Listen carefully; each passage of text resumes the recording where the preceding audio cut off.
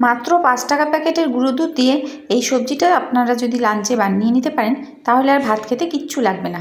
নমস্কার বন্ধুরা, হেসেল বনলক্ষ্মীতে আপনাদের সকলকে স্বাগত।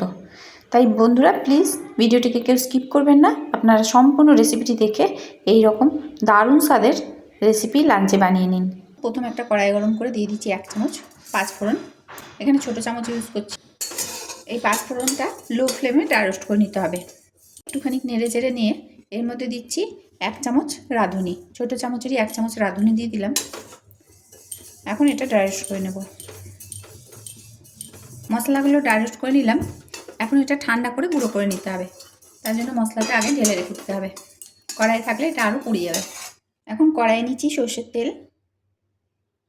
তেলটা ভালো করে গরম করে অল্প বড়ি ভেজে নিচ্ছি। বেশ লাল লাল করে বড়িগুলোকে প্রথমে ভেজে নেব। বড়িগুলো লাল লাল করে ভেজে নিলাম। এখন এগুলো তুলে নিচ্ছি। করলা কেটে নিয়ে লবণ মাখিয়ে রেখেছিলাম। লবণ যদি মাখিয়ে রাখা হয় তাহলে করলার তেতোটা অনেকটাই চলে যায়। এখন করলা থেকে অনেকটাই জল বেরিয়ে যায়। এই জলটা চিপে ফেলে করলাগুলোকে তেলে দিয়ে দেব। করলাটা বেশ মুচমুচে করে ভেজে নিতে হবে। এইভাবে যদি মুচমুচে করে ভেজে নেওয়া হয় তাহলে করলাগুলো খেতে আর তেতো লাগবে না। বেশি তেতো হলে শুক্তো খেতে মোটেই ভালো লাগে না। এখন এই তেলে ছেড়ে দিচ্ছি বেগুন। বেগুনগুলো নুন আর চিনি মাখিয়ে রেখেছিলাম। নুন চিনি মাখিয়ে রাখলে বেগুন তাড়াতাড়ি ভাজা হয়ে যায়। বেগুনগুলো বেশ লাল লাল করে ভেজে নিতে হবে। সবজিগুলো আপনারা যেরকম সবজি খাবেন সেই রকম পরিমাণে দিতে পারেন। এখানে আমি একটা গোটা বেগুন নিয়েছি, তার জন্য আজকে সবজির পরিমাণগুলো বলছি না। যে সবজি আপনাদের বেশি পছন্দ সেই সবজিটার পরিমাণটা একটু বাড়িয়ে নিতে পারেন, বা যেটা খেতে ভালো লাগে না সেই সবজিটা একটু কমিয়ে নিতে পারেন। তো দেখুন বন্ধুরা, বেগুনগুলো খুব সুন্দর করে ভেজে নিলাম। এখন বেগুনগুলোকে তুলে নিচ্ছি। তেল ঝরিয়ে বেগুনগুলো তুলে নিতে হবে।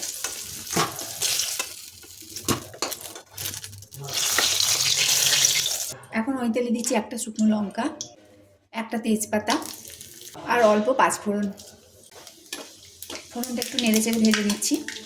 যখন ফোড়ন থেকে সুন্দর সেন্ট উঠবে তখন এর মধ্যে কেটে রাখা আলু দিয়ে দিচ্ছি। দিয়ে দিচ্ছি পেঁপে। এখন আলু আর পেঁপে 2 মিনিট ভেজে নিতে হবে। আলু আর পেঁপেটা 2 মিনিট নেড়ে নিলাম। এখন এর মধ্যে দিচ্ছি কাঁচা কলা।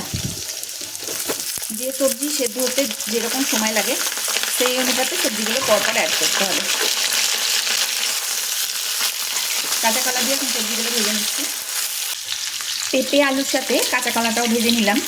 এখানে আপনারা রাঙা আলু দিতে পারেন, বিনস দিতে পারেন। রাঙা আলুটা একটু দিন, রাঙা আলু দিলে খেতে খুব ভালো লাগে।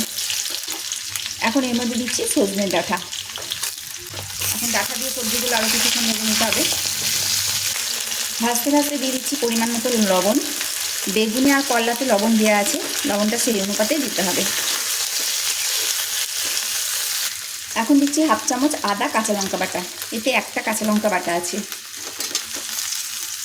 শুক্তোতে বেশি ঝাল দিলে ভালো লাগে না, তাই একটা কাঁচা লঙ্কা বেটে এর মধ্যে দিয়ে দিচ্ছি। এখন আদাটা ভালো করে ভেজে নিতে হবে যতক্ষণ না আদার কাঁচা গন্ধটা যায়। আদা কাঁচা লঙ্কা বাটা দিয়ে সবজিগুলো খুব সুন্দরভাবে ভেজে নিলাম। আদার কাঁচা গন্ধটা এখন চলে গেছে আর খুব সুন্দর একটা সেন্ট উঠছে।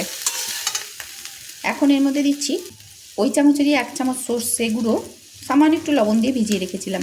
সেই সর্ষে গুঁড়োটা ভিজে গেছে, এটা এখন দিয়ে দিচ্ছি।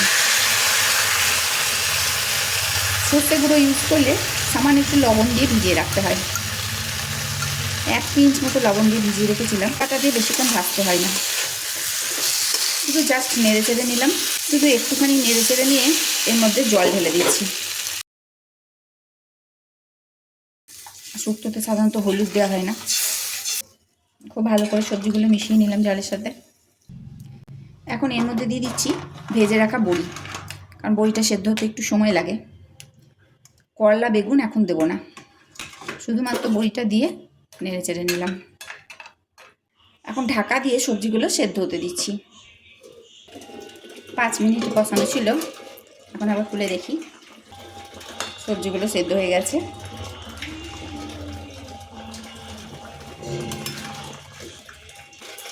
এখন এর মধ্যে ভেজে রাখা বেগুনগুলো দিয়ে দিচ্ছি। বেগুনগুলো দিয়ে মিশিয়ে দেবো।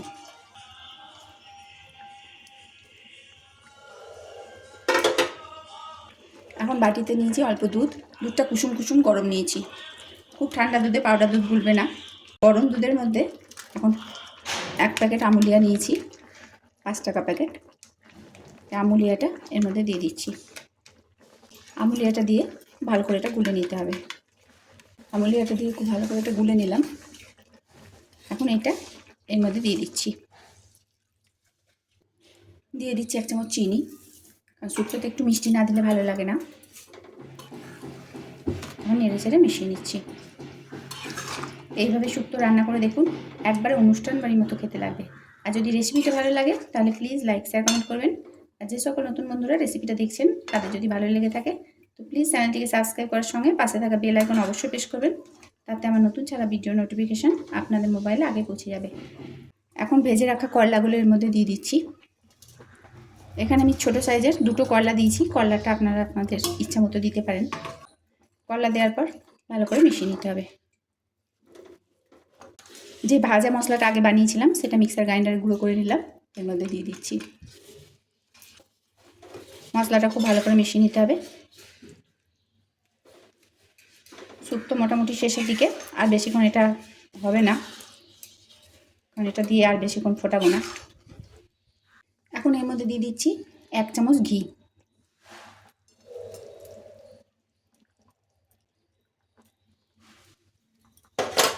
ঘিটা দিয়ে মিশিয়ে নিয়ে গ্যাসটা বন্ধ করে দেবো, আর এটা ফোটাবো না। গ্যাসটা বন্ধ করে 5 মিনিট স্ট্যান্ডিং টাইমে রাখার পর পরিবেশন করব। সমস্ত রেসিপিটি দেখার জন্য হেসেল বনলক্ষ্মীর তরফ থেকে অসংখ্য ধন্যবাদ।